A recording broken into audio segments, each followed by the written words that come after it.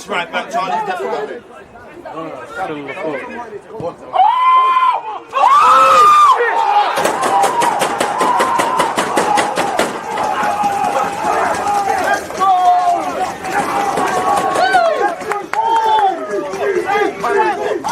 People deluded, I'm back again. Come on, Ian, man. Come on.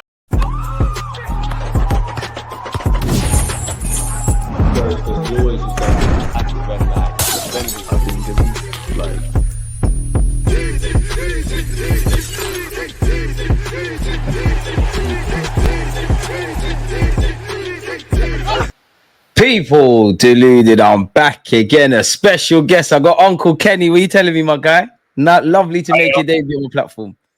No, I'm very happy to make a debut on the platform. You know, things are a bit mixed for the football club in terms of like results. You know, we're out of 2 competitions. You know, league. You know, we're hoping that Everton give us some snookers. But even if Everton do give us a snooker, we're still 6 points ahead. Liverpool, do they look like dropping points? Don't really look like it. And there's questions at Arsenal where we are in the league. I think personally, we're second in spite of our performances rather than because of our performances. In essence, we're not, in my opinion, in a title challenge. I think we're just playing for second place. And at the moment, it changes every week. You said it there, Kenny, man. And you know what? You've set this up perfectly. You mentioned something about in spite of, we're second in spite of what we're doing. What do you mean by that for some people that don't get it? Like, let me have all your thoughts with that, because I agree with it. Well, our performances this season haven't been good enough. You think about it, we've only really played good football against PSG, in my opinion. Man City, obviously, on Sunday, and probably Lons. That's when I played really, and obviously Lisboa. That's 4 games when we played really good football. And I suppose you can add the West Ham game, the first half against West Ham, and probably 7 minutes against Liverpool. But apart from that, we've just done enough. Against the teams in the bottom 10, we struggled, I think. You know, the Bournemouth and the Newcastle defeat was no accident. The way we dropped points against Brighton and home and away was no accident. That's how we've been playing all season. And Aston Villa, you kind of knew that after we went 2-0 up, that if they scored a goal straight afterwards, we're in trouble. We were going to struggle. I think at the moment, if teams get at us physically, after 60 minutes, the tank's empty. Physically, it's empty. We're all walking on empty, and I think our squad this season exposed the fact 2 things. 1, the fact that we're missing a striker, and 2, we're missing cover at the left-hand side as well. I'm glad that Lewis Skelly has got his chance. I'm glad he's shaking his chance, but Lewis Skelly's got a position that is a vacancy. He's not really a left back, but he's got that so much energy. He can play in the midfield. He can, he's got the energy to go up and down. So it's a good find at the moment. But at the end of the day, this team needs major surgery, because whatever happens this season, if we go with the same team next season, we're not getting top 4 even. I agree with you, yeah. But in order of playing devil's advocate, many people say we're second. I'm tired of hearing it personally, but people will point to, we're second top goal scorers in the Premier League, best team of 2024, and all of that jazz. What do you say to people that say, like, we might be a bit negative or moaning or exaggerating and things like that? Well, they talk to that. I don't blame them, but you've got to remember one thing: we're second, but we're not actually challenging for the title. We're second to Liverpool, who seem to be winning. They've only lost 1 game this season. All right, we've lost only 2, but we've dropped a hell of a lot of points, some from like winning positions. So for us to say that it's been a good season, it hasn't been. Players have been really off form. Gabriel Martinelli's been off form. Sterling hasn't clicked. Kai Havertz flats to deceive still. Martin Odegaard, since he's come back from injury, hasn't been on form as he has in the last 2 seasons. That shouts. Ray's been a bit sticky in the last couple of games. And as a team, we're not playing the flowing football we played last season. Even at set pieces, teams are beginning to find us out. So performance-wise, it's not great. Obviously, we're there because one of the reasons why we're there, because we're difficult to beat. That's what's keeping us in that sort of contention in terms of for second place. We're difficult to beat. We don't concede more than 2 goals tops. The most goals we've conceded is 2. You know, we are difficult to break down still, but physically, second after the season, if teams get at us, they can get some joy against us. Let's not forget we struggled to beat Southampton at home. We struggled against Leicester. Wolves was a bit of a struggle as well.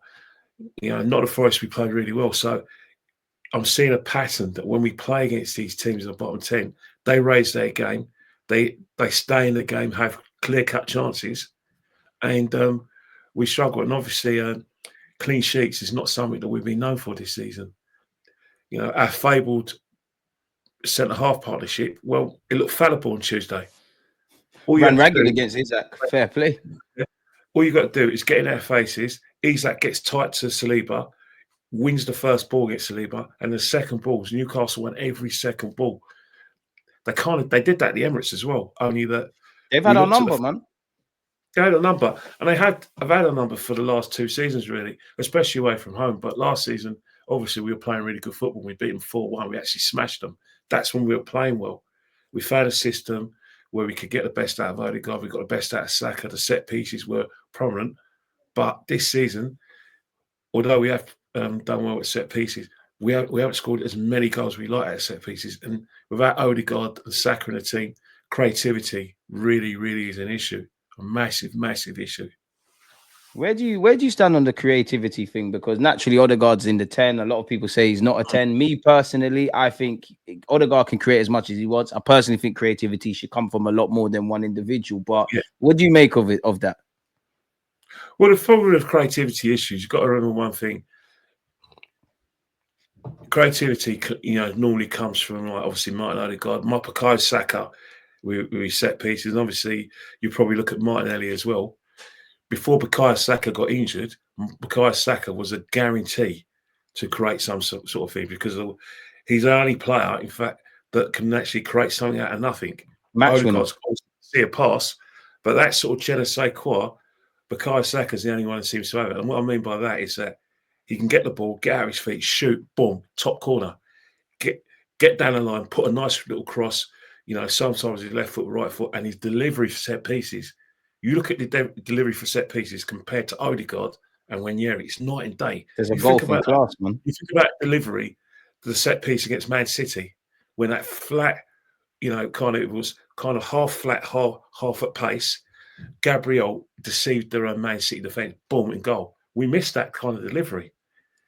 Even from set pieces. Odegaard tries his best, but that kind of delivery for set pieces, it seems like Declan's the only one who's doing it. And even Declan's delivery from set pieces recently has become a bit predictable. So Declan's been struggling as well, because there's a conundrum with Declan whether he's a number 6 or number 8. He thinks he's a number 6, but I don't think he's a number 6, because a number 6 has to be the person who runs the midfield. He has to be good on the ball, good at setting up short passes, long passes, obviously reading the game, bossing interceptions. Declan is excellent in interceptions. He's good at destroying and intercepting and that. Yeah, but when it comes to actually running the game from midfield, the passing, he's not on the level. Consistently getting the ball with your back to goal and all of that. And we're going to find out in Europe as well, because right now we've had a very good European campaign. Been very impressed. We've made ourselves difficult to beat, especially in games. The only defeat was really Internazionale. We did okay in that game, but Internazionale just had that bit of cutting edge. Now, when we get to like the last 16, and even expect the last 16, and definitely if we get the quarters, there's going to be better teams than what we've been playing in the league stages. That's where I do have concerns, because especially in midfield, especially when it comes to creativity. But the problem is, Bukayo Saka's got a great free tear. Do you rush Bukayo Saka back, or do you think long-term, leave him out to the end of the season, probably play him in September when you're 100% sure that he's fully fit and he won't break down again? Because we bring him back quickly. Look at Reece James at Chelsea. Look at Tommy Atsu. It's very different, but he came back for 2 minutes and he's nowhere. He's MIA now. So you're right. The sort of the worrying signs is if you have an operation, especially when it comes to a hamstring, you have to take your time and you have to be patient, and we have to be patient as well. And then, obviously we're going to miss Bukayo, but that means the pattern passes to Martinelli. Come on, you step up. Odegaard, all right, you're missing your mates, Saka, but you've got to step up as well because Odegaard's performances have been hit and miss. I can think of only 2 decent games Odegaard's had since he's come back from injury. West Ham away, he was absolutely brilliant, and then it's maybe Man City, and after that, Yeah, I'm everyone really, was really good anyways, really. everyone was good against Man City. I'm really struggling. Kai Havertz is the biggest conundrum ever. A lot of people who are in the fan base call themselves level-headed. They want Kai Havertz to do well. They want him to be a success. They want to because they want to, support the manager in playing Kai Havertz in the team no matter what. But the problem with Kai Havertz is that he's tactically disruptive. You can only, like I said, see the example of that is when Jesus found a little bit of form. He found a bit of form, hat-trick against Crystal Palace. Crystal Palace game in the league. Jesus goes up top. Kai Havertz, where's the place for him? You don't want to disrupt the midfield, but you disrupt the midfield. You play Kai Havertz in the middle. You say, Partey, get down the right-hand side. Yeah. And that's what I call Kai. Square pegs and round holes. Yeah, and that's what he is. But in terms of like that position as the, false number 9, it's very, very much hit and miss. Don't you? Like Newcastle on Tuesday, all he was doing in terms of trying to make something happen was trying to win free kicks. That's all rolling he was around doing. on the floor, man. That's no good to us. And I think the reason why a lot of fans will turn against Kai is because of his inconsistency. You will see a good game from Kai, but it'll be once probably every 4 or 5 games. That's not good enough for Arsenal. And then when you see that we're linked for a forward and we're not linked with a forward, and you see Isak and you see Salah, golfing class between Isak and Kai, man. Like even Erling Haaland, who hasn't been at his best, he got 1 chance at the Emirates and he scored. Kai, can you really rely on Kai to do that? And that is one of the reasons why we have been hit and miss. But mostly it's been our form. Our form hasn't been as good as it is, as a result suggests. A lot of our fans now are trying to, rather than look at the obvious, they're trying to blame referees. They're trying to blame VAR. victimness, man. I hate it. Exactly. They're blaming the media and they're saying that the media hate Arsenal. Well, what's new? Referees pick on Arsenal. Thank you. Of course they do. But You're taught that at Sunday League level. Play on, man. The controllables we're not controlling. And that's the thing. Referees are going to have a go at Arsenal. But the reason why referees have a go at Arsenal is because our online fans are very vocal in everything they do. Win, lose, or draw, we're vocal. We talk about the dark arts. That's the last thing you should be boasting about, especially on this kind of forum, because referees do have social media. Referees do watch Sky Sports. Referees do study over games. And they're going to look at what Ben Whitesack anti said, right, we're going to step that out. They're going to look at what we do at set pieces, right, we're going to step it out. They're going to see us kick the ball away. They say, right, we're going to step it out. Now, a lot of people said, oh, why wasn't he sent off? Because he kicked the ball away. But we were sent off for kicking the ball away when we already had yellow cards. Our initial yellow card wasn't for kicking the ball away. Declan Rice was sent off because he committed a professional foul against Brighton in the first game. And then he's been a bit of a prick, really. He kicked the ball, which he acknowledged. Crossard kicked the ball away right in front of the referee against Man City. You can't do anything with that. And in terms of Gabriel Saliba, that is all down to our shithousery and how we boast about it. If we had kept quiet about it, referees wouldn't be on us, wouldn't be studying us. Yes, we got what we deserved in terms of like the rescinding Miles Lewis-Skelly's red card. But I tell you now, Oliver had it in his mind when Skelly committed the foul. The first thing he thought, oh, that's an Arsenal player, dark arts, boom, sending off. And then he tried to save his neck by saying, well, he's left his studs in, which he may have done, but common sense did prevail. But Arsenal got to really, really look at themselves, look at the performances, look at where we're not playing well, especially in terms of sometimes in midfield, definitely down the left-hand side, and also look up top, because you can't look at the referees. We've got 14 games left, and we got to give everything we got. We've got the Champions League, where we got a bit of a break. We don't know who we're going to get. It's highly likely we'll get either AC Milan and Juventus. The away game in Italy is I was just about to say that. That's going to be very key. The reason why I say it's going to be key is because that's where I'm assuming we're going to play the first leg. That's where we've got to be immaculate. We've got to make sure we give nothing away in terms of like keep a clean sheet, and then we can get them back, and then we see what we can do. But we've got to make a lot of sacrifices in terms of like the way we defend. When we do get a chance, we've got to take them. But one thing we've got to remember as well is midfield, being able to win that midfield battle, because it's not like the Premiership where Declan Rice is going to just go. It's a different beast, man. Different. Do you remember Porto last season? Yeah, we looked. Yep. They done us. That was the first time I saw a lot of players look shell shocked, especially William Saliba. From a tactical point of view, they shut up shop. We had nothing. No, even at the Emirates, they won the midfield battle. Even though we got the goal, they were winning the midfield battle, and they did very well to take to extra time. And it was a learning curve for Declan Rice, because at that time Partey was in and off Declan Rice. He was playing, Declan Rice and Jorginho, and Declan Rice was given that chance to be our number 6, where he was asked to not just win the recoveries and use his athleticism, but he was also trying to be the attack in the midfield, and he struggled.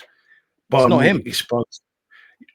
But Bayern Munich exposed that in the quarter-final. So that's another thing where Thomas Partey has to be wrapped in cotton wool, because in both games in Europe, we can't make the mistake we made in the knockout stages where we didn't utilise more of Thomas Partey. We need to utilise Thomas and get him in those sort of positions. Even if he does lose the ball, the fact is he's trying to, get us up the pitch. He's trying to get Odegaard from coming in the midfield.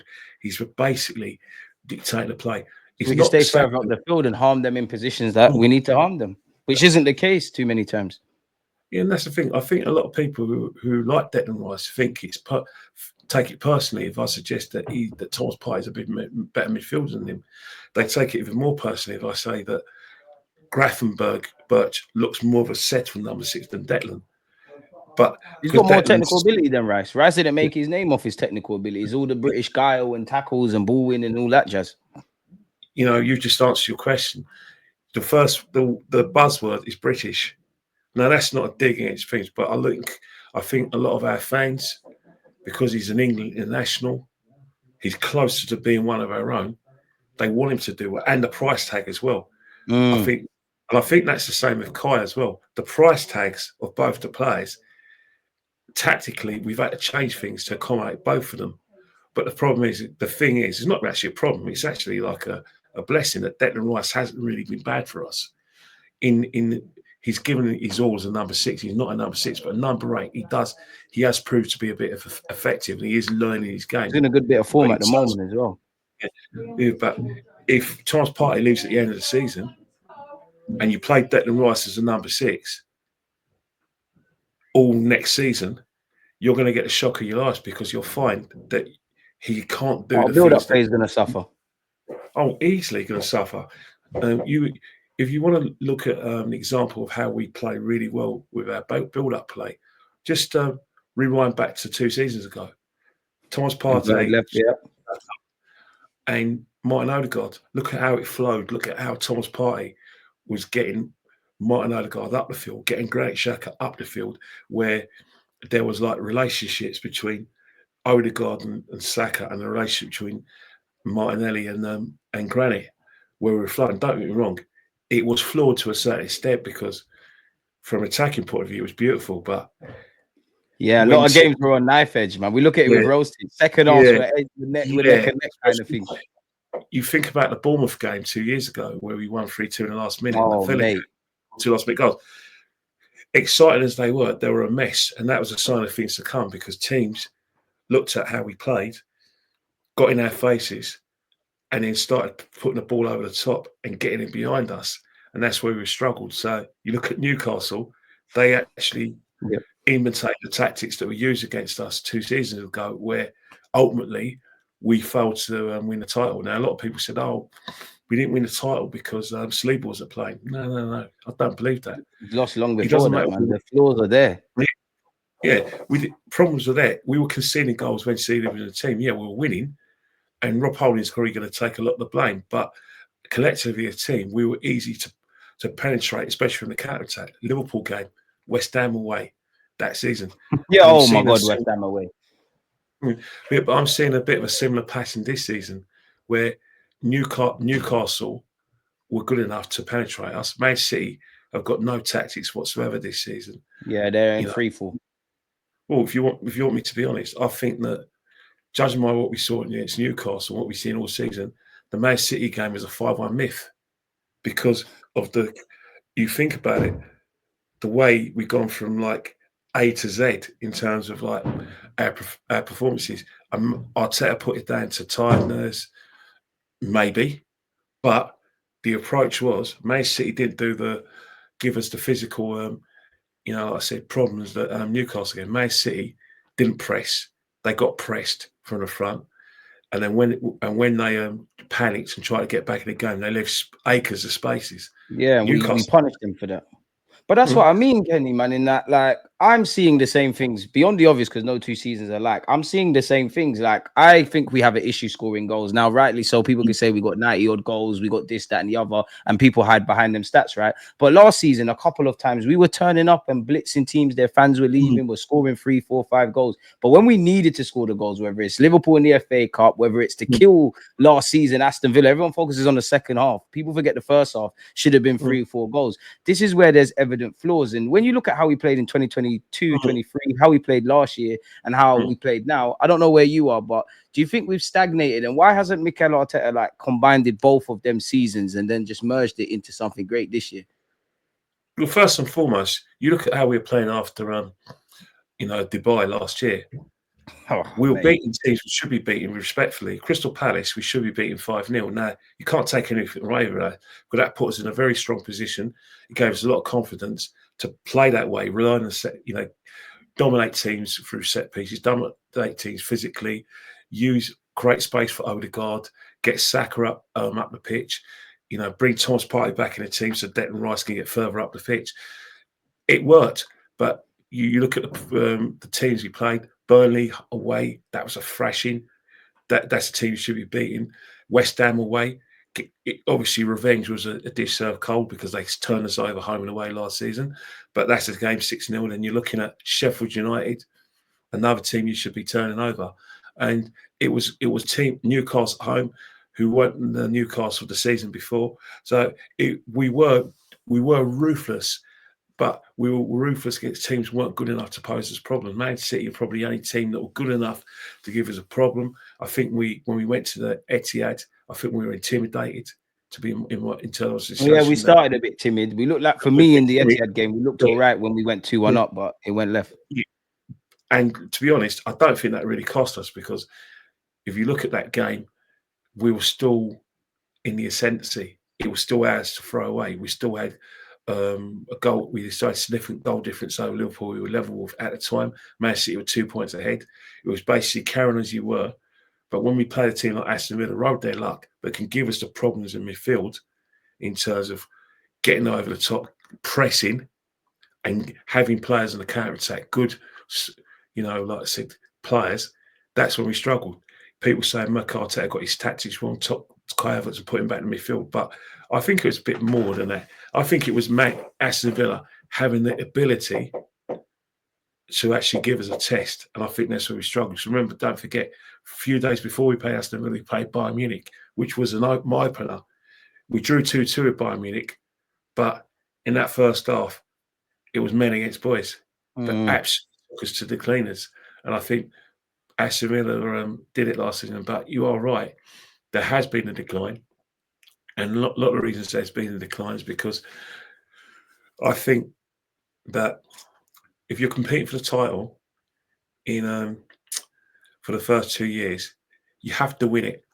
If you don't win it the first year, you've got to win it the second year. Because I think if you don't win it the second year, psychologically, you've got to get yourself mentally right, physically right, and to get over the line when you know that twice you failed at the last hurdle. Yeah. And then you get a bit of a boost where you think, well, yeah, it's only us and Man City. And then we weren't prepared. Come out of nowhere. We weren't prepared for Liverpool. But you say Liverpool came out of nowhere. Not out of nowhere, but in the sense of a new manager, people weren't, they still got good players, but people weren't really having them in that realm. Yeah, definitely. I think what Arsenal fans did, we listened to people like Jamie Carragher and especially Liverpool people and we watched Liverpool channels where the expectations weren't high. There was no expectations that Liverpool were going to win the league, even when they were challenged for the league, albeit they fell away in April. Jamie Carragher always thought, not this season, maybe 2 years. So they never expected to be in that position. But the thing is, Slot's looked at Liverpool. He's looked at where it went wrong. And where it went wrong is the way Klopp plays, the rock and roll football, where it's all or nothing.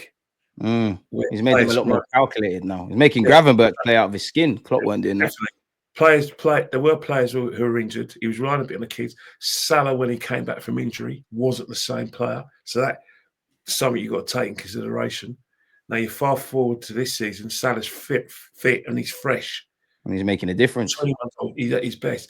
Van Dijk is injury-free. Trent, who's one of their better players, he's had injuries here and there, but Conor Bradley came back from injury and he's an able replacement. Another thing as well, they know how to win the league because they've done it before.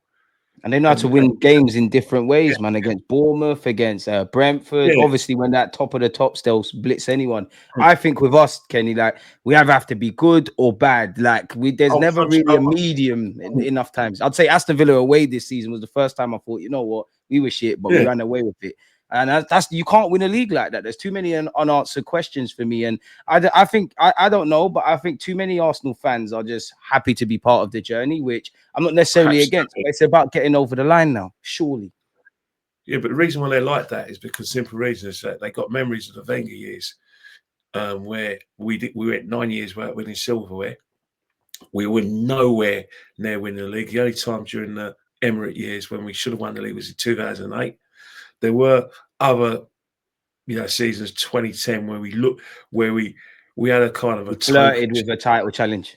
Yeah, 2011, 2014, we had a title challenge. 2016, it was a myth that we were in the Challenge League. Tottenham were challenging Leicester, and they finished, third in a horse race between themselves and Leicester. So we haven't really done it. And then what a lot of Arsenal fans seem to think is that Unai Emery was a perfect fall guy for a lot of Arsenal fans. Even fans who admire him now. They love a scapegoat, Kenny, though, man. People can't look at that whole chessboard. Oh, 100%. It's quite extraordinary that Unai Emery, in only 18 months at the football club, he managed to destroy the whole fabric of the club. He managed to destroy the whole fabric of the team when it was really an outright lie. You've got Arsenal fans now who look at Mikel Arteta and he says he has changed the whole fabric of the club. Look what he's done. Look what the club was like when he got there. Look at the fact that we're now challenging on a regular basis. Why should we give him a sack? We're in this sort of process where, you've got to give this guy as much time as he needs. Give him even more money because you give him the right sort of money, get him a strike, he'll get us over the line. So these guys are contradicting themselves because they're saying exactly that the club was on its knees. But on the other hand, they're not blaming Arsene Wenger, they're blaming Unai Emery. Surely it's not making sense. It doesn't make sense, but the fact is that a lot of people, especially people who love Arsene Wenger, see him as their dad, say Papa Wenger. He can't do no wrong. He's got he's got like basically the keys to the Golden Palace because he's won the 2 doubles, he was invincible, he's won a few cups, and it's the name. So he's never going to get criticised. Just like Brian Clough will never get criticised at Melton Forest because of everything he's won. Because of what he's attached to them, kind of thing. But Brian Clough left Nottingham Forest relegated before he left. Arsene Wenger, that last season before he left, was an absolute mess. Now, the reason why Arteta's getting all these flowers is because they think he's turned it around. But you can't, like blindside fans like me and you who think, well, hang on here. 5 years is about right now to expect some sort of success, especially when you've had a significant amount of money to spend. You've broken your own transfer record twice. You've had left backs and goalies as much as you want, really. As much as we'll get onto the Cronkies, I'm not a fan of theirs, but people make out like Mikel's a damsel in distress. You've done a lot of well. You've got us to this point. It's now about over the line. No, Mikel Arteta's no damsel in distress. Mikel Arteta stopped being a damsel in distress where after the FA Cup, his job title or job description, was amended from head coach to team manager. That's a good point. So when he's a team manager, he's part of the transfer committee. He has a say in everything that goes in the club. He's not asked for his opinion. He is the opinion. He is the alpha and omega. The job of Vinay, Per was part of that transfer committee, and obviously Edu, was to get players that Mikel Arteta has identified. They may make suggestions to Mikel, but Mikel has the last say. Now, no one comes in or out without Arteta saying yes. Yeah, but you look at his power base. His power base is even stronger because Vinay's left the football club. Edu's left the football club. He's on Ghanaian leave. So, in essence, Arteta's got close to the sort of overall control that Arsene had. So, 100%. I always say, with overall control, you have to have accountability. You have to be exactly. Especially with the especially if you rate him like that, like some fans. If you think he's that guy, you have to hold him to these standards. But the question with Mikel, and I think that's a question that a lot of people who are Mikel fans refuse to answer, is that I find it quite extraordinary that whenever we win football matches, he gets all the credit. The players don't get the credit. He gets the credit. Arteta coaching Marvel, Arteta coach the opposition. But when we lose games or when there's tactical, it's never the gaffer. It's never he him. Coached he never 3-0 the players and this and that. He's always got the shield of it's referees. That's the reason why we lost games, because referees, VAR, everyone hates us. Sterling's rubbish. It's Sterling's fault. It's Thomas Partey's fault because he like I said, he let Watkins go past him, and we always need a scapegoat, even though Partey shouldn't be playing right back. And even Kai Havertz, Man United, it's Kai Havertz, he misses all shots, although he's not picking himself. Why is he leading the line for us? This is crazy. Exactly. But Mikel Arteta never takes responsibility. You even look at the striker situation. A lot of fans are wasting their time, in my opinion, because they say, we've got to get Jokeres in, we've got to get Osterman in, we've got to get Ollie Watkins in, we've got to get Lahovic. The list goes on, man. Isaac, which is a fallacy. Exactly. I'd love to be proven wrong, but we ain't buying him. Every forward going. But the fact is, our manager has identified, Sesko.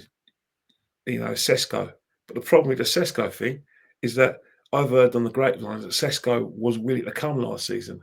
So why has he gone from definitely coming to the football club to a situation where he says, "I'll give it one more year"? And why would that be for you? Like, is it because Kai Havertz is up front? He doesn't think he's going to get a look in? Well, it depends on the conversation with the manager. If you agree personal terms within the club, and the clubs are close to, meeting the valuation, and the club's willing to sell, you have to have a conversation with the manager. Now, majority of players, when they come to the football club, they're not going to come and say, "Mate, you're offering me a few hundred grand a week. By the way, you're going to have to fight for your place." Are you mad? Players don't come to football clubs to say they're going to fight for a place. He will want to come to Arsenal if he's a definite starter. That's the way things are now. They'll come and tell you. They'll come and use the kind of the hyperbole and use the kind of buzzwords as to say, "Look, I'm a humble guy. I've come to Arsenal. I want to learn. I'll fight for my place. I just want to be part of the squad." And they use words like "if selected," which you hear a lot. PR, which you hear a lot, and you used to hear it a lot 20 years ago. But in essence, you don't come to Arsenal unless you want to be the main man. And I'm not saying that happened with Sesko, but what did happen is that there were conversations, there were agreements, personal terms were agreed. Conversation had occurred with the manager, but nothing. But it seems like he decided to wait another year. But the manager, we tried, Kenny. That's what fans will say. We tried. We tried, but the manager hasn't changed his stance. He's still the number one target. It's not a case of far as I know. That's the reason why I say it's factual, is because the club leaked it. The club don't leak anything unless they want it to happen. It's going to happen. Just look what happened with Calafiori. They leaked it a few weeks before because that's the player they identified, and that's where they were going to get the player. Declan Rice was leaked a few weeks ago because we were aggressively going for him. If you kind of rewind back to a few months before that, we were aggressively going after Mudryk. We were aggressively going after Casado. if the Arsenal Football Club, especially in this regime of Arteta, if they identify a player, then we are definitely 100% in for him. All the other ones, don't listen to anything that comes from Romano or Charlie Watts or any of, or even Ornstein. Probably Ornstein, because I think he's got a big. He's a clearly toe. in with the club. He's in with the club.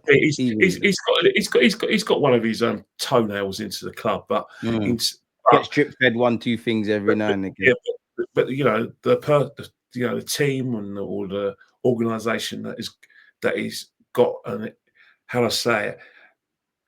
Just say it, man. What I say, they got the ear of the club. Sky Sports, Dharma Chef and Carve Solikol. And the thing is that they were never wrong. Now, other like I said, people, maybe some random guy on the internet, and maybe Fabrizio, they have been wrong. I'm not saying they're bad and they should lose some sort of credibility, but they just have been wrong. Yeah, but the football club seem to leak information or give the nod wink to David Ornstein and to Sky Sports, maybe a few people at TalkSport and BBC Live, and we know this because that we know for a fact we were in for Casado because the manager at the time, De Zerbi, mentioned there was a bid. He actually said that I'm going to talk to him like a father, as to say, give it another year. You're not ready yet. You can do what you want to do. And then when you're ready, I'll get you into one of those clubs. What happened? A few months later, he joined Chelsea. Yeah. He joined Chelsea, yeah, exactly. And the Madrid thing was 100% true. We were in for Madrid. All right, it didn't turn out that well, but it was just down to wages, really. Why Chelsea offered a bit more money than Arsenal. Yeah, they gazumped us in that regards. Or he'd be an Arsenal player and there'd be no Trossard. Yeah, he was definitely cutting Arsenal. Now, a lot of Arsenal fans, well, we dodged a bullet here. You never know. He could have been completely different at Arsenal. You never know. Yeah. I think it would look a bit spooky. And they say that Mikel's a good coach, which is something that me and you would never doubt. There's no doubt he's a good coach, but we're not looking at Mikel the coach. We're looking at Mikel the team manager, the man who can win trophies. We're looking at Mikel, the guy who can actually get things over the line. Right now, if you look at Mikel, there seems to be like a big gap between challenging and getting over the line, and it gets wider and wider every season. This is the thing. A small gap in 2023. It came a little gap in 2024, but in the 24-25 season, it's a massive gap. Yeah, this has been the worst title challenge of the lot, in my opinion. We've been poor from the start. Yeah, but I'm afraid that the hemlock we're drinking, we still got a bit of the hemlock left in our glasses, because next season, if we don't freshen up that squad and we go in the same players, I can guarantee you right now, we'll be further away from challenging, and we'll see you're going to hit back. It's not just that. We're going to be a top 4 club if we're lucky, because simple reason is that you've looked, the Newcastle result and the performance showed me that there's areas we need freshen up on. We need to really freshen up. Midfield is one. The left-hand side, we definitely need to freshen it up. We're still talking about the left-hand side. These are none of these problems are anything new, and that's what I don't get with fans. These have been here. We haven't addressed it. But the problem is we can't keep on going into campaigns with this issue, because, as you know, players get older, players lose form, players get distracted because other clubs are in their ear, i.e. Saliba. Yeah. Saliba doesn't challenged. He hasn't really been challenged. So you'll get a few performances here and there, but he knows he's going to play the next season. So that there's not good enough cover for our centre halves. Now, you look at Liverpool, there's good cover for virtually every position at Liverpool. They still want more. There's players who've got a right to go up to Arne Slot and kick the door in, feet first, and say, hang on here, why am I playing? And they're competent footballers who can get into any 11, especially in the final third as well, man. And you could say that about Man City as well. We don't have that at Arsenal. There's a lot of players that they're bench players and they deserve to be on the bench. There's not, but they're starting week out as well, Kenny. And that's the thing. There's not much competition. Like, for instance, at any other club, who's challenged for the title, do you think that front three will be acceptable at Man City? Would that front three we have at the moment be acceptable? But our fans lap it up, man. at They look Liverpool? at it romantically. They don't look at it analytically. Like, this cannot get there. It won't get it because, all right, you look at the logic of our fans. There's one guy who went on a certain channel. You know the channel I'm talking about, don't you? You know, the main channel. They're doing a watch along, and I mean, I don't think he knows what a barber looks like. But anyway, well, let's play along anyway. I don't think he's seen a barber in his life. Maybe it's the new fashion. But anyway, his words were, I looked Turkish in the eye and I said that Arteta is the right man for the job. Look what he's done. We've gone from 84 points to 89 points and we scored 91 goals. That's why I'll keep Arteta. The manager should be improving year in, year out, bro. Yeah. But I'll say to him, if I ever get to see him and look him in the eye, I'll say, all right, we scored 91 goals, but Man City scored 96. And goals win games. We got 89 points, Man City got 91, where we were basically, it was basically us in the ascendancy. And where were these goals against West Ham last season at the Emirates, which I think people forget? That we win the league, if that's the logic we're going off. Yeah, and if you want me to even be more you want me to be even more blunt, you talk about the striker situation. Last 2 seasons, Erling Haaland, forget his goals this season, Erling Haaland's scored 66 goals in 63 appearances.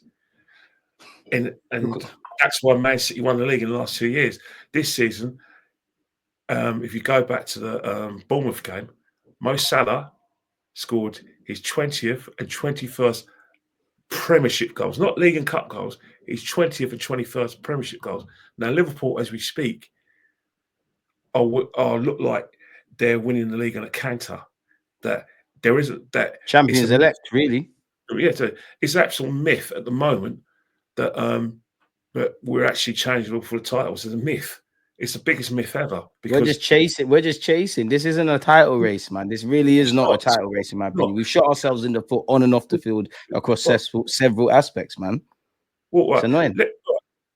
If this is a title race, why weren't we saying it was a title race in 2017 when Chelsea under Conte were discovered the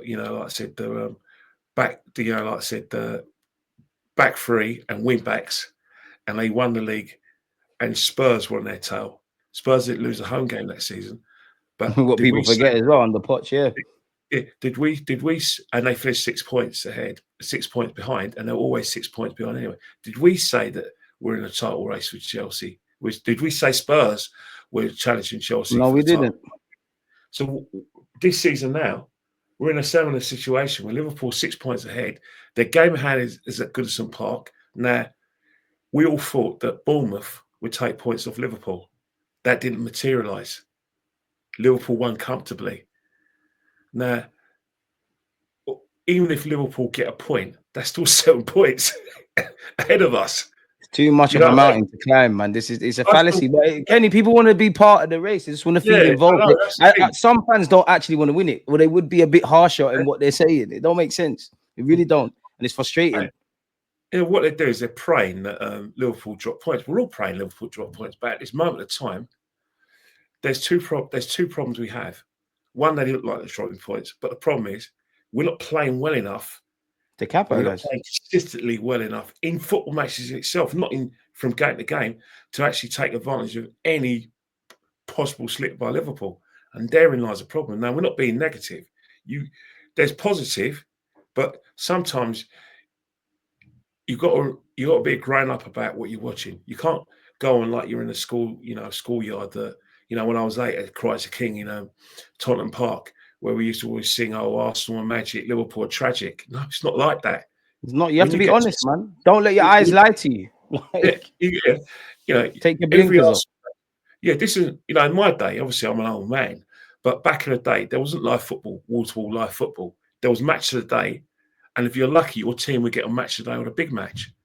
So you can be a bit deluded about what's in front of you, but you still know a bit about football to know who's the best team. Now you've got wall-to-wall football. Every game in the Premiership is live and accessible. Obviously, not every game is going to be live on the mainstream, but as you well know, people in your industry, whatever you call it, if you're doing watch-alongs, you have to have access to a game. You have to find it.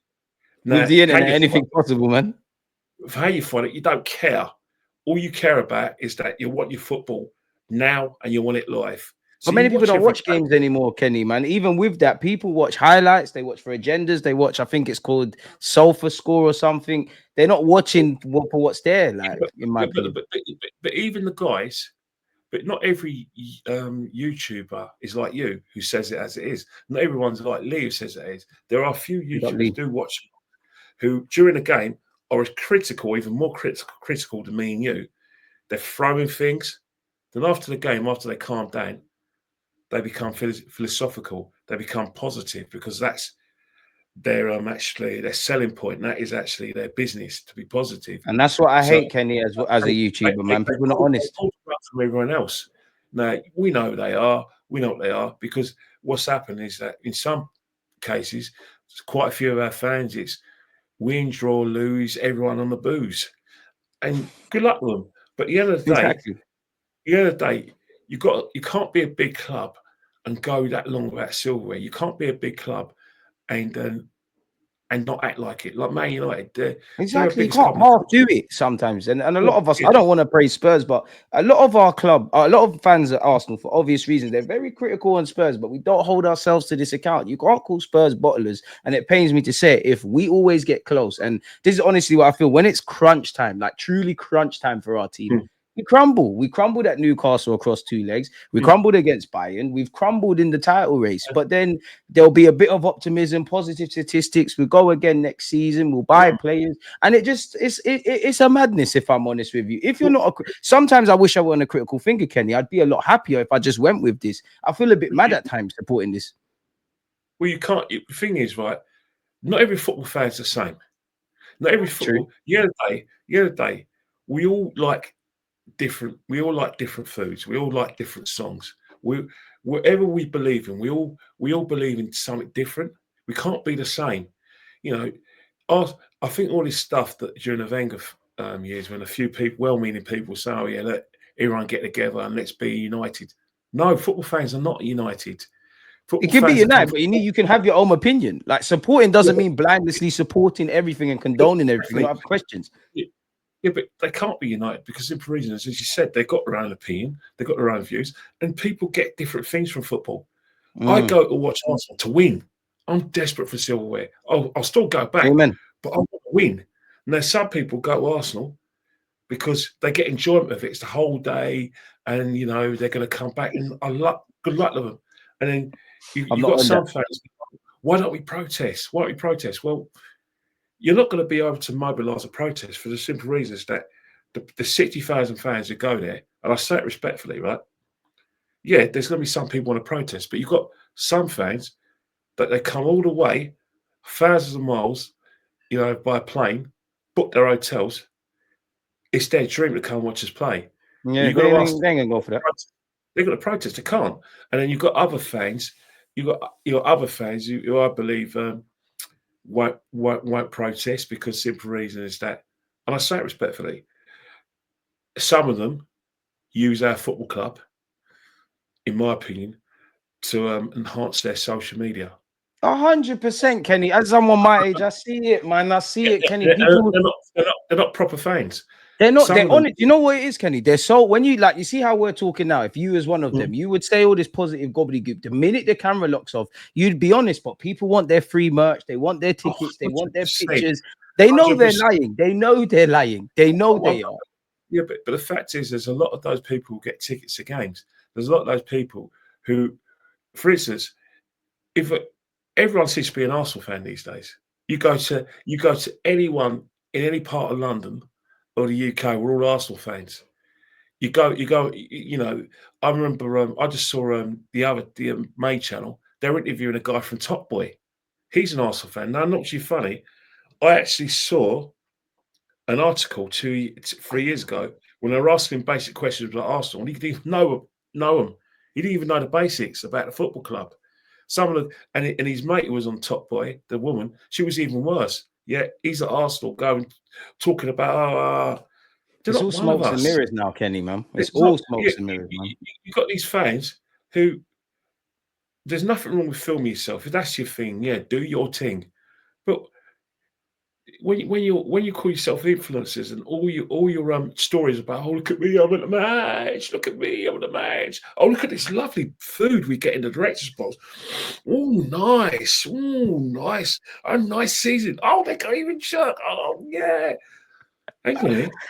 It's nice to know I'm not crazy, you know, that someone else can see all of this, because I've obviously flirted with the other side. I can see it, and when I'm in these realms, yeah, I feel mad. Imposters? Who are these imposters? That's the best way. Imposters going on, and then it makes it even worse. Some of these imposters represent us in the mainstream. It's pathetic. Just seeing them, and they go and look at them. Or you have a few of them. We lose a game, and they're filming themselves looking sad. Oh, really? Come on.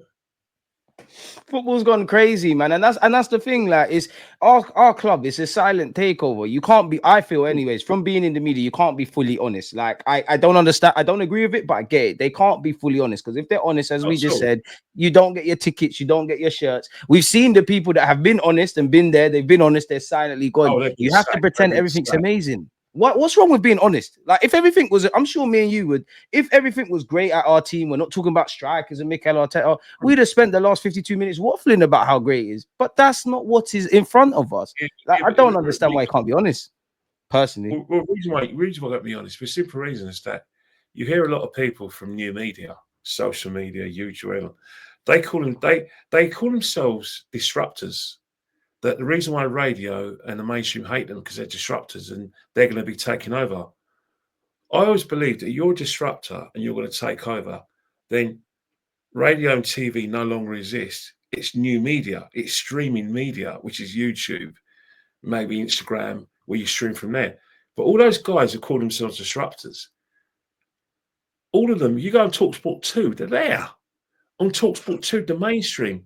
If you turn on your TV and you want to hear some transfer news during the transfer deadline, you're seeing them on Sky Sports. It's there. So how can you be disruptors if you're joining it? And even that's another clicky realm, because I see that myself, Kenny. It's very like anything in life. It's very clicky. It's like once you're in, and they lock it off. It's the same ones all the time, and it's a case of you can't beat them. I wouldn't join them. You're just what are you playing at? Who you fooling? Who's fooling who? And but the majority of people fall for it, Kenny, man. It costs. I always say on my YouTube channel, I don't tell you what to think, just think. Many people don't want to think, and they look at these guys as authoritative figures. They use positive jargon to describe simple footballing terms, and they look like they're Einstein. They all got agents as well. And they all got agents. They all got the same agent, which is funny. But the thing that makes me laugh, and I think a lot of fans find objectionable, is they think they speak for the fans.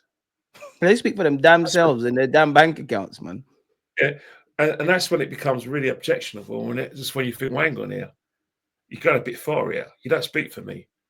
For instance, there was one, I'm talking about, over the years, there are a certain person or a certain group of people what the fans think. And rather than saying, well, this is what I think,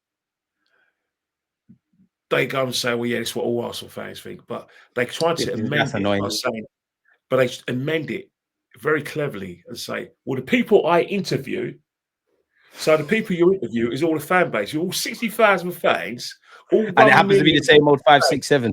Yeah, and the people you interview, so they represent everyone. But the thing is, Kenny, like they will call us negative. Like they will call us negative because we're not signing up to the narrative, as you know about confirmation bias and unconscious bias. If I'm waffling, I'm gonna find other people that are waffling, and I'm gonna come through like I'm speaking sense. Like, and that's what annoys me, because there's no honesty. And what I actually think about Arteta is, I actually think you're a good man, a good coach. I think you've got a lot of good things. Yeah. Park that off for a second. Over the line now, because you're telling me yourself, and like these people that lie about Arteta, the man himself says it's great being the best team of 2024. Reality is we haven't won trophies. Me and you are only holding the manager accountable to exactly, and other people as well, to exactly what the man said. So when I'm seeing Kai Havertz lead the line, with the greatest of respect to Kai, because I don't even get at Kai anymore. I think you're a limited player. Obviously, praise and critique you where it be, but you're not playing yourself up front. I actually feel you've pulled your weight a lot more than our other attacking options. If I'm saying that about Kai Havertz, that in lies the issue. Like you mentioned Haaland and this and that. If we're bringing a wooden knife into a gunfight. How do we expect to win the league? Arteta himself said we need to be a team that gets 100 goals. If we've got 91, God knows them extra 9 goals. Where would that have got us? What could we have done with it? And we're shooting ourselves in the foot. I said in the summer, and they called me negative, bro, because I said we haven't improved the depth. We haven't improved the starting 11. If we are to win a league, we'd have to hope for a very positive run, a clean run with injuries, and everybody to fall off, which, like life, it's never perfect. It's never linear. So I don't understand it. I really don't. Well, that's the thing. That's the thing. You hit the nail on the head, because what you've said, what is this season has shown is that to win the league, especially when you've got a strong Man City side, and obviously with this strong Liverpool side, is you have to be immaculate. We're in a situation now that it wasn't a sort of thing, when it was Wenger and Ferguson, where the Premiership, you win the Premiership with, I remember one time we won the Premiership with 78 points in 98, and Man United got 77, and then the year afterwards, Man United got 79, we got 78, and Chelsea got 74. But we're now in a situation where Mourinho raised the bar in 2005, it's 95, and now you're in a situation. You get 100 points as well, one year. 100 points. The season after he gets 98, and Liverpool get 97, they lose by 1 point. You're in a situation now that standards are so high, you have to be immaculate. The fine margins that Arteta talks about. That's that. But exactly. A draw might as well be a defeat, because the simple reason is that when you've got a team like Liverpool who's winning, they got a cushion. Liverpool can afford to get a point against Everton. Yeah. They need to fall off a cliff for us to win the league from this point, which I hope that happens naturally. But it's a margin for error is way too big. You look at Liverpool's next 2 games in the league: Everton away, Wolves at home. Now, we're not playing because that's Liverpool's game in hand. They can afford to have a point. And then we got Leicester away. We have to win that. You have to win it. It goes without saying. Like, that's the first game back from Dubai, which some fans say we're going to be amazing now. So I need to see 3 points there. We have to win. We have to get maximum points. And then we've got West Ham. And after West Ham, it's Nottingham Forest away. Now, that's a test in itself. May God be with us for that game, man.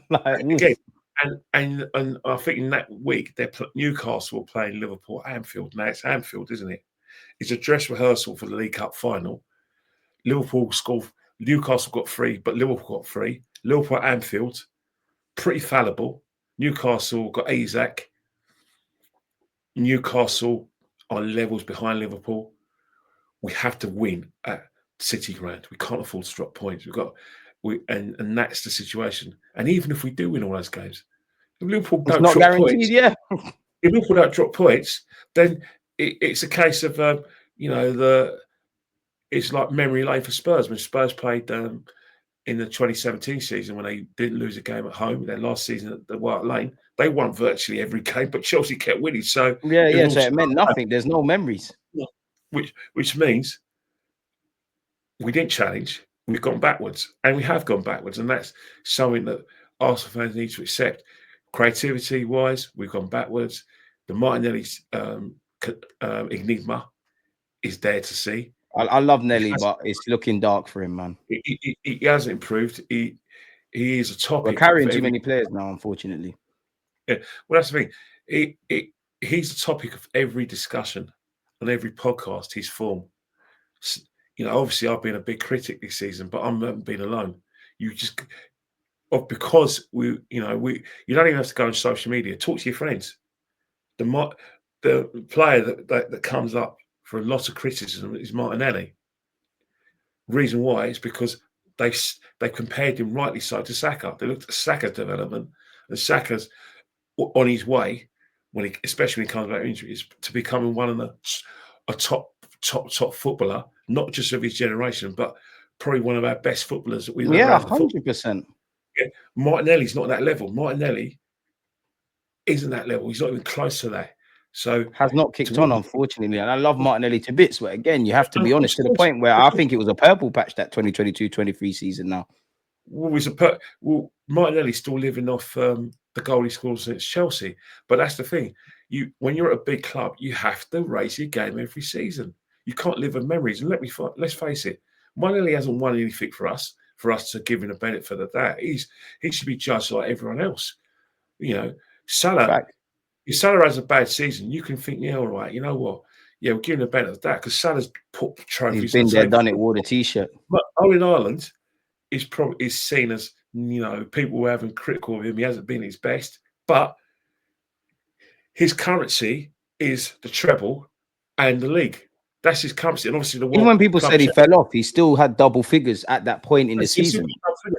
You give him the benefit of the doubt. You can't give Martinelli the benefit of the doubt because he hasn't brought success. Yeah, and he dropped off. He started to drop off last season. This season, completely dropped off. Yes, there's been there's been some, you know, important goals, but ultimately, it's not the Martinelli that's not enough, man. Excites us of before. And Trossard, you know, is another one who flashes to deceive. People say he's probably got more of a brain than Martinelli. Yeah, he's got more experience than Martinelli. But you look at Trossard, I can think of better players in the league and in Europe than Trossard, but he's effective. But Arsenal don't need effective. We need difference makers. These guys should be on the bench. It doesn't mean they can't contribute, but they're not starters. We need a striker, we need a left winger, we need another centre mid at the very minimum. Yeah, another one. I love Jorginho, but again, we're taking squad players and trying to make them do the distance, and then fans are surprised why we don't do it. Well, you look at Jorginho. Jorginho is an interesting one because Jorginho is a player that suits European style football, international football. Yeah, Prem's too fast for him now, man. He ain't got the legs. But for the Champions League, brilliant. Of course, you play Jorginho because he keeps possession and he gets the ball moving quickly. He doesn't even do anything spectacular. It's just like it's like being a factory. You know, someone just putting the, you know when you make. He just understands what he can and can't do. I'll give Jorginho that. Yeah. And Jorginho, pass, get us moving. Pass. You know what I mean? Factory worker. Jack, boom, boom. Yeah, just pack it up. Boom. Next. Put in the packet. That's a great analogy still. That's just Jorginho, but that's how he plays. And, you know, I've got a lot of respect for that. But when you talk about the physical demands of the Premiership in terms of the intensity, the pressing game, Jorginho is weak. He's going to sink, unfortunately. The same even saying for, I can never pronounce his name, but Marino at this moment. And again, I feel sorry for him purely off the basis of, you're not a difference maker. Why are we signing you? If we signed him and, I don't know, we're linked with Zubamendi, who's seen as a difference maker. If we got both of them, I think fans would have looked at it differently. But I think that's on brand with trying to take guys that may be able to contribute in the squad and trying to make them difference makers. It don't make sense. Well, Mourinho, the reason why we got Mourinho is because the fans demanded that they wanted, basically, Mourinho's there for two reasons. One, they want to replicate the number 8 position. That they want to get a left-footed player in that number 8 position because they feel still they not can get the best. It's a rice thing now.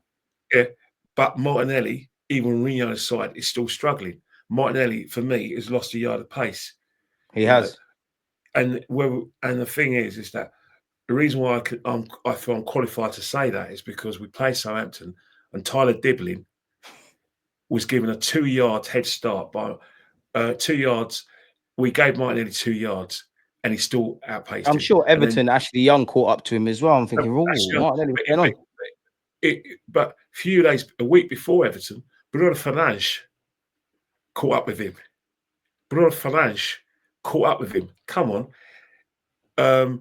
Livramento had him in his pocket. So something's going on. A lot of people are saying that Martinelli, maybe he's asked to track back. Well, if you play, you got to do that anyways in football. Gordon was doing that for Newcastle and still doing the madness. So it don't make sense. It's a cop out, really. It don't make unless you're a Mohamed Salah, where you're that good, we'll make up the difference elsewhere, which you still have to defend to a degree. Yeah, that's dead. It doesn't make sense. You got to do that anyways. That's no matter how much they try and remix football. Wingers have to track back, and wingers have to track back in the modern day, anyways. Especially with all the system crap that's going on.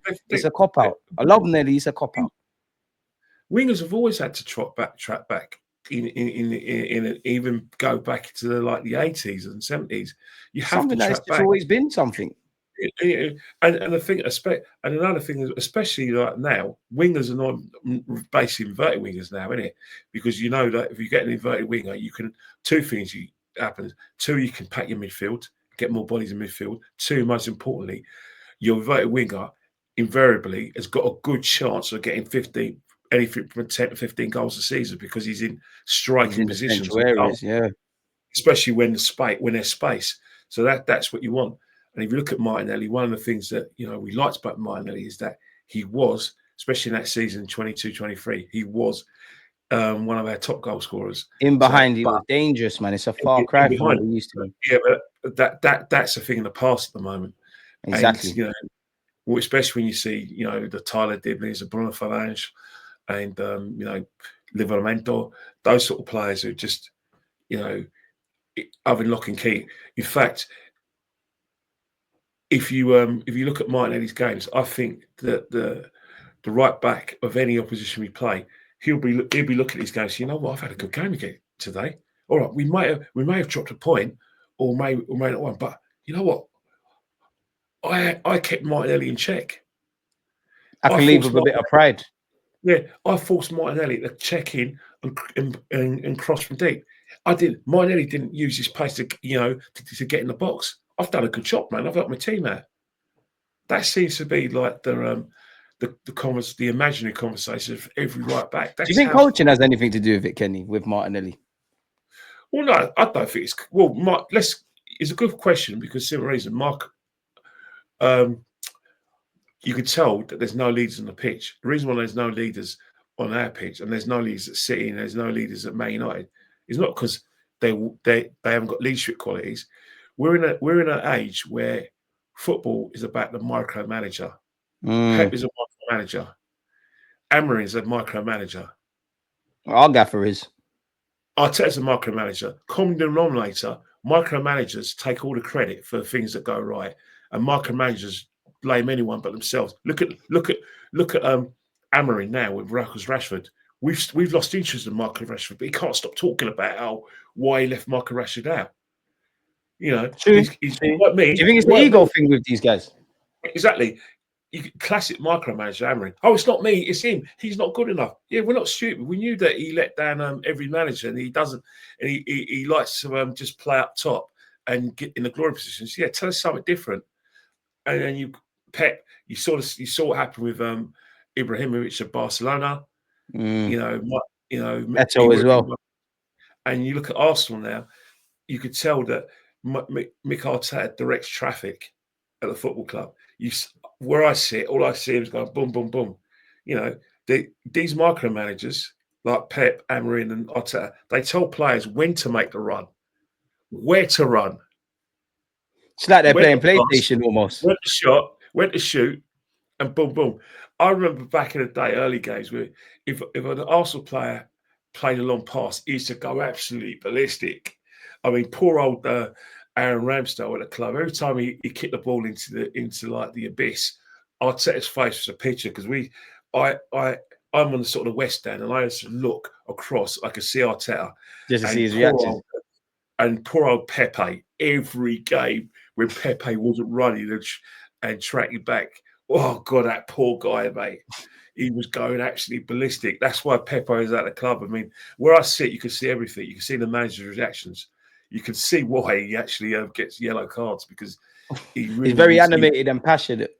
Not even the edge. He's just in areas that he don't belong. He's always encroaching out of his technical area. I must admit, I do like that about him. I do like that about him. But Mikel's a micromanager. I promise you, the guy is an absolute. 100%.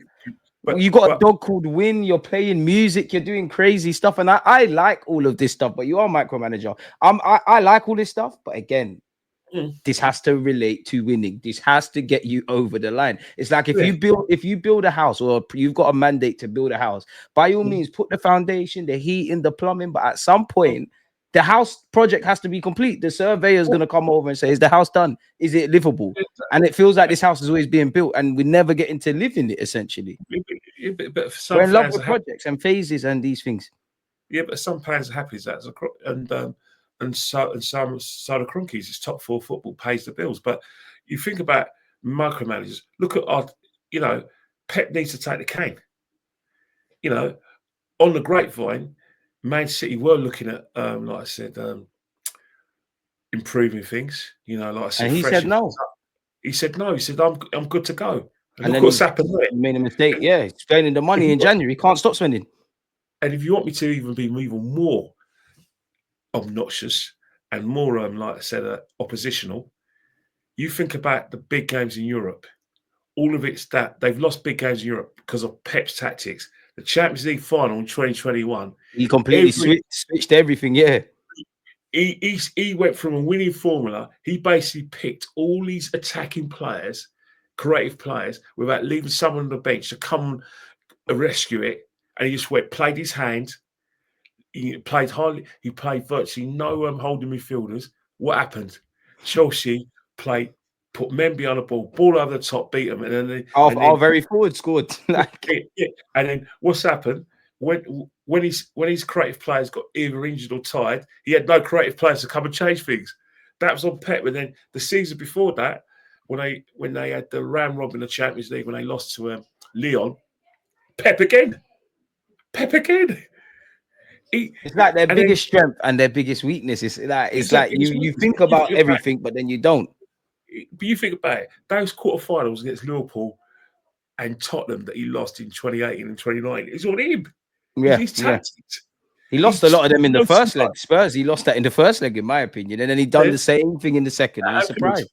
Yeah, but the thing is, right? This guy is the equivalent of a guy who breaks the toys. He breaks his own toys, because we're not allowed to use the word we use because obviously mental health issues.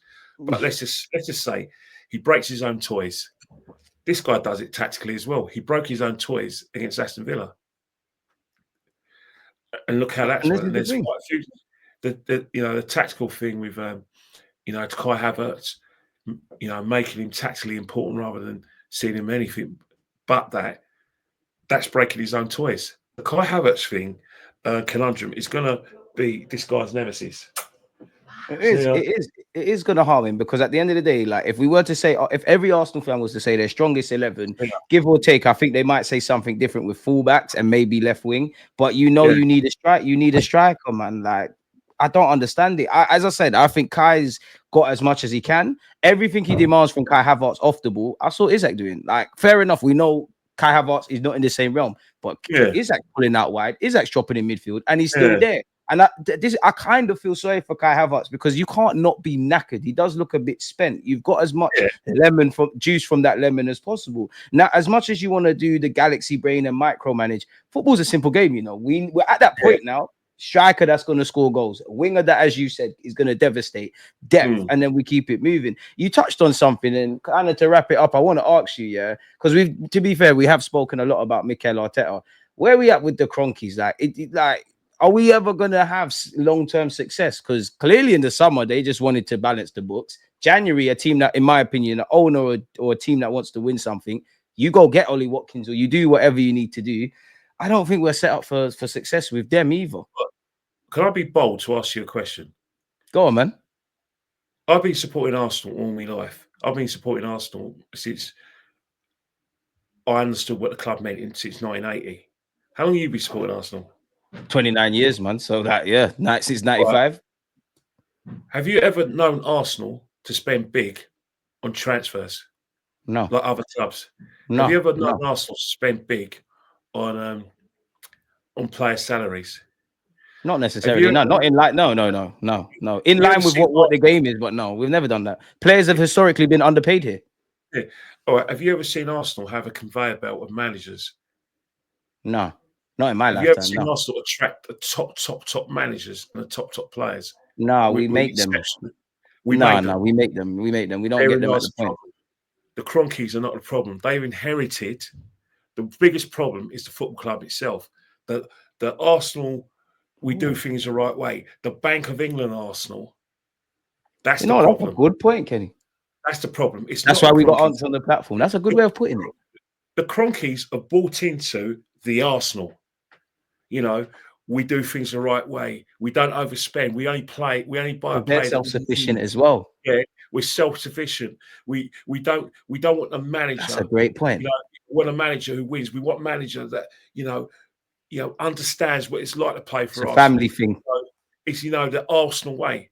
That doesn't work for Arsenal. That's a great point. For Arsenal to be successful, we need owners who basically are going to bastardize the Arsenal motto. They're going to bastardize Victoria Concordia Crescit. That's what needs to change. You need to get someone who, like an Abramovich, like Sheikh Mansour, who's basically we need Saudi money. I can't lie. Even Usmanov, and you've got to forget that Usmanov has got dodgy dealings. You've got to forget that whoever he is has got dodgy dealings, and you shouldn't even care. All you need. None of these guys don't have dodgy dealings. You don't become billionaires being ethical, as we know. Exactly. But what you need is someone who basically has got more money than sense, who basically says, I want the best. I want the best ground. I want the best training ground. I want the best. They got a bit of an ego chip. They want everything to be the best. And they said, right, but he's at Chelsea. No, pay him more and he'll come to us. That mentality. And then that manager, that owner gets the best manager, knowing full well that manager's only going to stay for 2 or 3 years, not caring, and then that get the best players, and then we'll win. Would we turn into a Chelsea though with that? There's nothing wrong with Chelsea. Chelsea went 50 years without winning the title. In your lifetime, before Abramovich got dead, did you actually think that Chelsea win 2 Champions Leagues? No, not until this is the only time I've taken in my 29 years. The only time Chelsea have been serious like that is obviously with Jose Mourinho. Beyond that, the only thing I used to care about Chelsea is my old coach, Paul Furlong, used to play for them once upon a time. Other than that, there was irrelevant. Paul Furlong, he's a Haringey man, isn't he? Wood Green boy, isn't he? He used to be my coach. I think his son's kicking ball. Yeah, he's Turnpike Lane boy, Tottenham fan, but he played with Chelsea and all that. But and QPR and that. But when you think, Chelsea and QPR, mostly Chelsea. But when you think about that, that's the only way to success now. The organic, true, self-sustaining product only works when you get the initial success. For instance, Chelsea are now self-funding because of the success they had. Because of the success was generated by Abramovich and winning all those trophies. So they're able to build a massive fan base in Asia and around all 4 corners of the world because of success on the pitch, not on reputation. And City are like that now as well. There must be kids even younger than me that are growing up being City fans, which to me in my 29 years is unimaginable, really. But there's nothing wrong with buying success. Because that's the only way you're going to compete with. You know what they say in life, Kenny? The man that plays by the rules never wins, really. So this is. And the thing about it, when Man City and Chelsea didn't buy idiots, they bought the best. They bought the best coach, and they got the most professional players. They got players with the best winning mentality. That's why they win. You don't just buy anyone; they have to have it in them. You're not just buying. You got to be born with it, man. And do 1,000 kick-ups. You're buying winners. You're buying guys with that. When their backs are against the wall, they're getting it done. Leaders, all those players go to Man City, like the De Bruyne's, they should be at Man City. They should go to Man United. Man United are absolute pork chops for allowing this to happen to them. We're pork chops for allowing Chelsea to do this. Yeah. But common denominator with Arsenal and Man United, but more us. Oh, we're the Arsenal. We do things the right way. Oh, look at them. Looking down our noses at Chelsea. Look at them. The gentleman thing, it's almost classist, really, when you look at it. They go, we're dopers. Yeah, dopers who win. Look, it's not rocket science. You spend more. And looking at our history, we've never been the most ethical team, anyways. When you look at it, let me say something now before we wrap up. PSR is one of the biggest myths ever. You know what PSR's brought for? It's to protect the red cartel. The red 100%. Cartel, Liverpool, Arsenal, Man United, to stop teams like Chelsea and Man City and to stop Newcastle. That's where PSR is. It stops you going to the next level. Look, you mentioned Newcastle. I'll throw one in there. Aston Villa, even Nottingham Forest. They did like a bit like what you're saying to do. They just took the risk. Said, you know what? We'll take the slap on the wrist. We'll take our fine or points deduction. Look at them now. They got a big chance of being in Europe in some capacity. Let me tell you something now. If the Premier League, the red cartel are scared shitless of getting rid of 100%. PSR, because they know 100%. that if they get rid of PSR, Newcastle will be uncontrollable.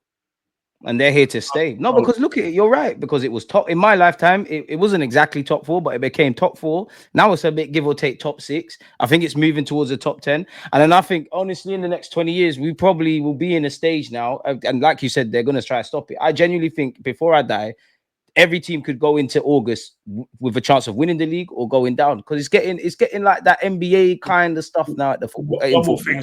One more thing as well.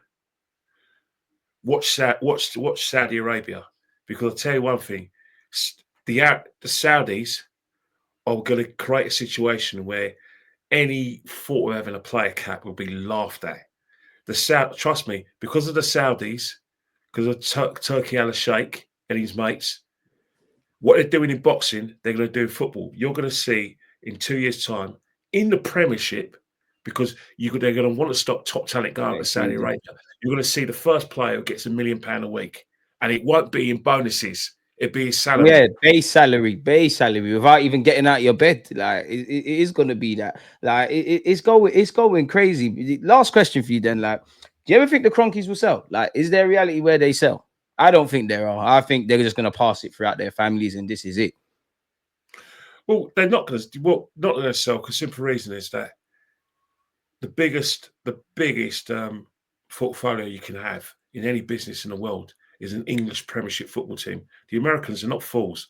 They since Italia '90, they've had a good look at English football. They never understood the fuss. They always thought that they're rubbish sports like Super Bowl and a rubbish baseball, basketball, where people who are not even human play the game because they're too tall. I mean, people like 7 foot, man. People with characters out of like the Addams Family, those types. How can someone be how can a human being be 7 foot tall? But anyway, crazy, isn't it? Yeah, it's crazy. But anyway, they now see, right. You know how everyone's ambition is probably to go Man United and Real Madrid. Every American businessman's ambition is to own a Premiership football club because of TV rights. The TV rights, religious following. Look at Arsenal. We got merch every day, fans going crazy. And merch. They're not giving up. And look, we're in America every year as well. Like there has to be a correlation. I remember we used to go at least a one time Australia or Austria or something. It's America every day now. And let me tell you something now. The 39th game in America is happening. And if it doesn't happen in America, it's Saudi. But the reason why it happened in America is because we know for a fact that if at Arsenal, Chelsea, Spurs, there's a strong American fan base that come to this country for at least 5 or 6 games. And when they come to this country, they don't just watch their respective London clubs. They have memberships at every London club. So they go and watch all the other London teams because, and it's the Dutch as well, but mostly Americans, they say the MLS is crap and the football's rubbish out there. So if anyone is stupid enough to think the 39th game won't happen, clean your ears out and take the scales from your eyes. It's going to happen because the interest is there. And that's the main thing. It's there. These are businessmen. You can get onto them for exactly, Kenny. Like you can get onto them for not knowing football, but you don't have billions of pounds and do what they're doing. They're learning. They're passionate, mate. I know a guy. He's born on the same day as me. You won't mind me mentioning Mike Feinberg. I'm sure you heard of him. Pick him up. Super Mike, Magic Mike. He calls himself Magic Mike. You're right, go on in, Mike. I'll give you that one. We're born on the same day, so we're virtually brothers anyway. We're actually twins. But Magic Mike is an example of that. Magic Mike watches us. And big up the fans like that, the foreign fans that make that journey. That's mad. And he goes always. So Magic Mike will watch at least 10 games. I don't know how his wife puts up with it, but she comes as well now. And that's passion, man. I respect it.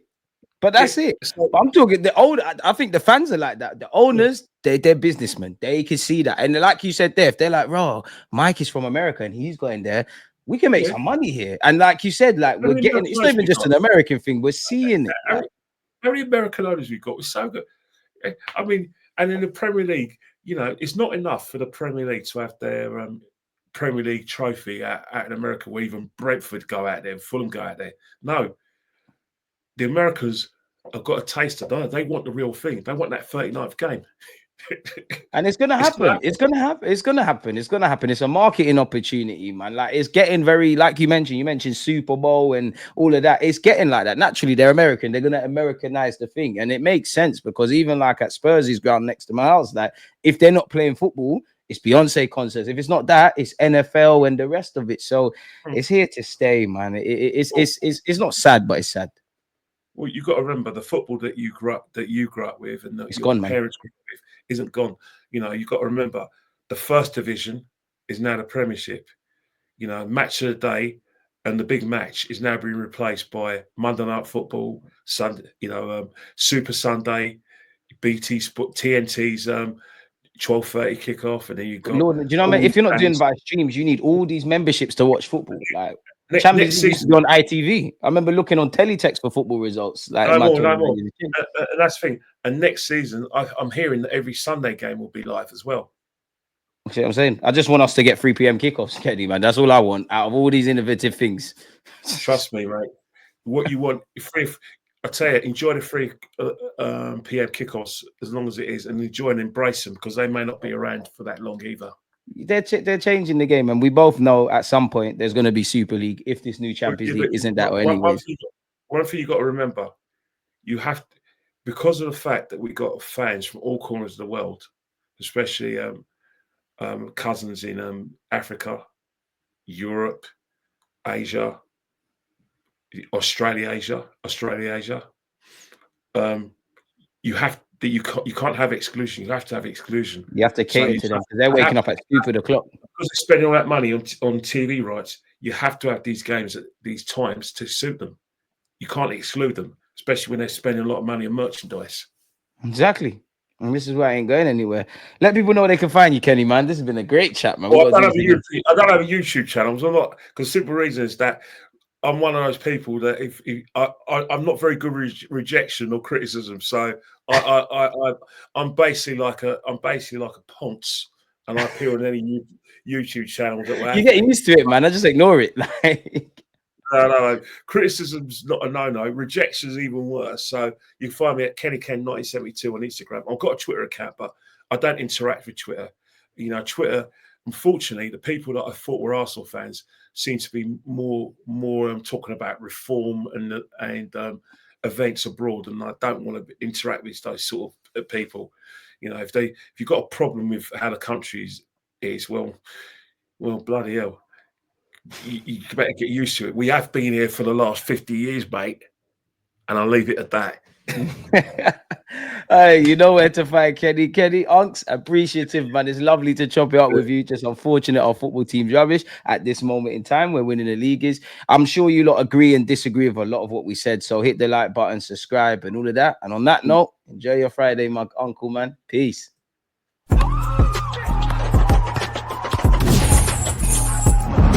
Always